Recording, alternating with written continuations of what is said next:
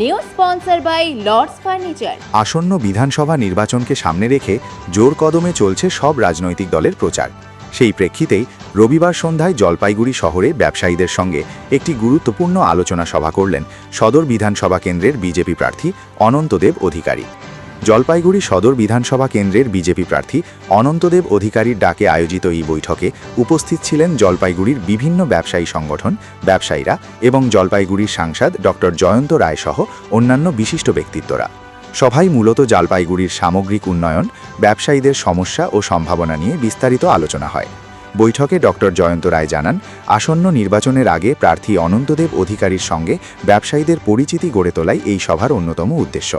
তিনি আশাবাদী অনন্তদেব অধিকারী আগামী দিনে জলপাইগুড়ি সদর বিধানসভার বিধায়ক হবেন।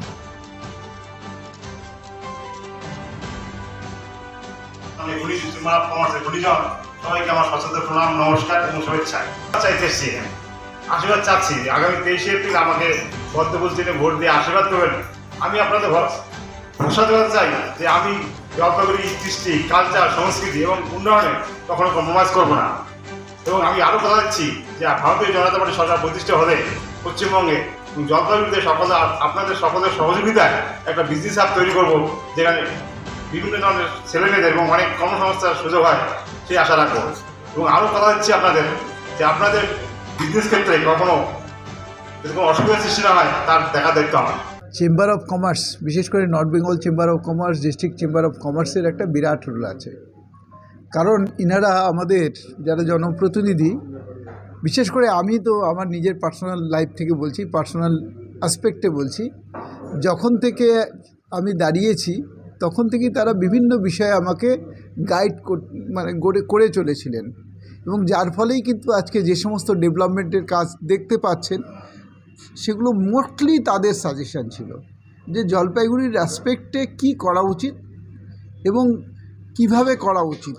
এই যে তাদের যে সাজেশন, এই সাজেশনের জন্যই কিন্তু আজকে আমরা যতটুকু করতে পেরেছি তাদের জন্যই। আজকে তাদের সাথে আজকে আমাদের যে নতুন বিধায়ক যিনি হতে যাচ্ছেন, অলমোস্ট শিওর অনন্তদেব অধিকারী, তার সমর্থনে আজকে আমরা তাকে নিয়ে একটা পরিচিতি পর্ব একটা করাতে চাইছি এবং তাদের যে বিষয়গুলো আছে সেগুলো তাদেরকে আমরা রাখতে বলেছি।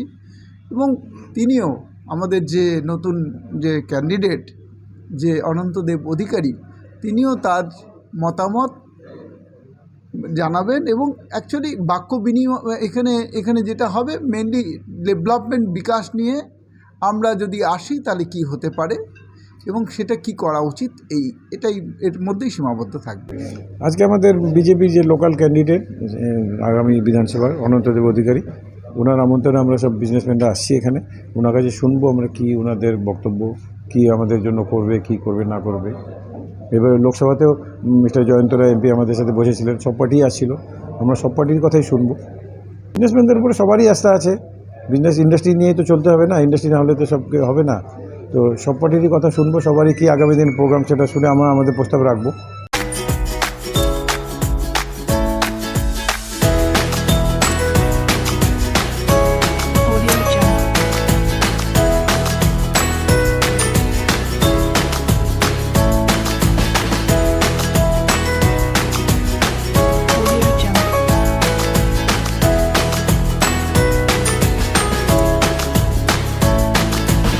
জলপাইগুড়ি মার্চেন্ট রোড আরবি দে কমপ্লেক্স সুবর্ণা। এখানে আপনারা পেয়ে যাবেন রকমারি গিফটের সম্ভার।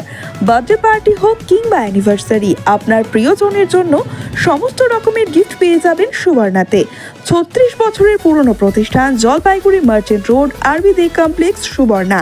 আজই চলে আসুন সকলের প্রিয় প্রতিষ্ঠান জলপাইগুড়ি সুবর্ণা।